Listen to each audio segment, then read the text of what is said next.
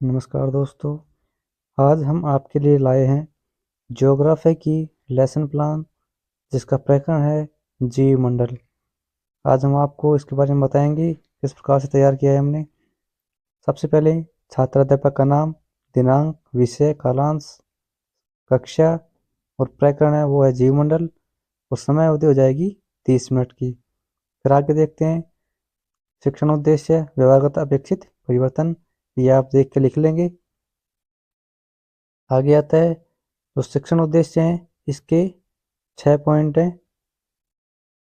Last है अभिवृत्ति का। इसके बाद आता है शिक्षण विधि। शिक्षण विधि में सबसे पहले लिखेंगे चार्ट विधि, प्रदर्शन विधि, प्रश्नोत्तर विधि और व्याख्या विधि।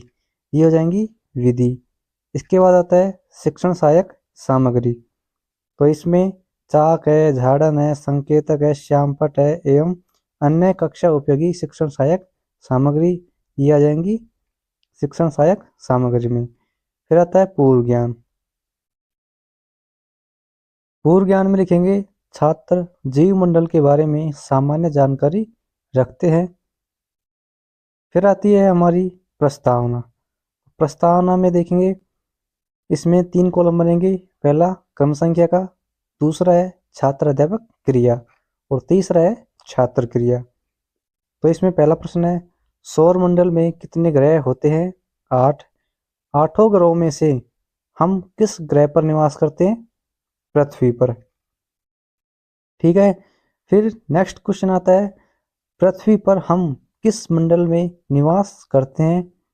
वो आ जाएगा जीवमंडल। चौथा प्रश्न आएगा जीवमंडल के बारे में आप क्या जानते हैं? तो ये हो जाएगा छात्र क्रिया में निरुत्तर या समस्यात्मक प्रश्न। फिर आता है उद्देश्य कथन। उद्देश्य कथन में लिखेंगे छात्रों, आज हम कक्षा में जीवमंडल के बारे में विस्तार पूर्वक अध्ययन करेंगे। फिर आता है प्रस्तुतिकरण। इसमें 5 कॉलम बनेंगे। पहला है शिक्षण बिंदु, दूसरा है छात्र अध्यापक क्रिया, तीसरा है छात्र क्रिया, चौथा है विधि और 5वां है श्यामपट्ट कार्य का। तो शिक्षण बिंदु का पहला पॉइंट हमारा जीवमंडल। जीवमंडल क्या होता है? तो इसमें हमने 2 प्रश्न बनाए हैं। मनुष्य किस मंडल में रहते हैं? जीवमंडल। जीवमंडल के बारे में समझाइए, ये हो जाएगा निरुत्तर। विधि हो जाएगी प्रश्नोत्तर विधि। फिर आती है इसकी व्याख्या, यानी जीवमंडल कहेंगे किसी। तो इसमें दे रखा है जीवमंडल स्थल, जल तथा हवा के बीच का एक सीमित भाग है। यह वह भाग है जहाँ जीवन मौजूद है। इस प्रकार से इसकी व्याख्या हो जाएगी। और छात्र क्रिया में लिख देंगे हम विद्यार्थी ध्यानपूर्वक सुनेंगे तथा मुख्य बिंदुओं को अपने अभ्यास पुस्तिका में लिखेंगे। विधि हो जाएगी ये व्याख्या विधि। फिर आते हैं बोध प्रश्न। 2 बोध प्रश्न इसमें निकाल लेते हैं व्याख्या में से। पहला हो जाएगा जीवमंडल किनके बीच का एक सीमित भाग है? स्थल, जल तथा हवा के बीच का सीमित भाग है। दूसरा है प्राणी जीवित रहने के लिए किससे जुड़े हुए रहते हैं? तो एक दूसरे से वह जीवमंडल से। आगे दूसरा पॉइंट ले आया है हमारा जीवमंडल में प्राणी। तो इसमें हमने 2 प्रश्न लाए हैं। जीवमंडल में क्या क्या पाया जाता है? प्राणी, पेड़ पौधे आदि इत्यादि वगैरह पाए जाते हैं। दूसरा प्रश्न हो जाएगा जीवमंडल में प्राणी की स्थिति को समझिए, ये हो जाएगा निरुत्तर प्रश्न। और इसकी व्याख्या छात्र अध्यापक कथन में व्याख्या हो जाएगी। इधर छात्र की या विधि व्याख्या विधि हो जाएगी। फिर आगे लिखेंगे बोध प्रश्न। बोध प्रश्न हमने 2 बनाए हैं।